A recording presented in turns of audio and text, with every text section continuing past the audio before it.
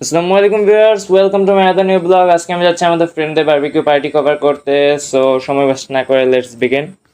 এখন আমরা বারবিকিউ সুবিধার্থে লাইট সেট আপ করে নিলাম। দেন আমরা বড় বড় কয়লা কিছু ছিল ওইগুলাকে গুঁড়া করে নিলাম।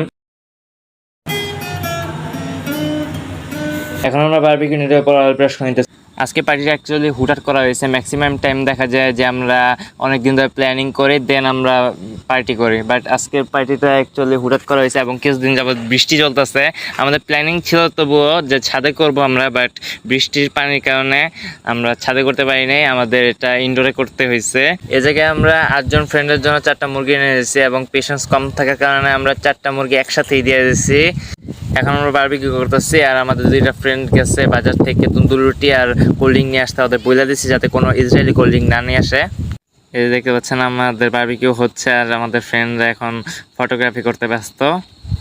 এখন চিকেনগুলো হালকা হয়ে গেছে, তো এখন আমরা এগুলোর উপর অয়েল ব্রাশ করে দিতেছি যাতে কোনো পাশ ওই শিকের সাথে না লেগে যায় বা পুড়ে না যায়। এখন আমরা কিছু মশলা চিকেনগুলোর উপর ছিঁড়ে দিতেছি।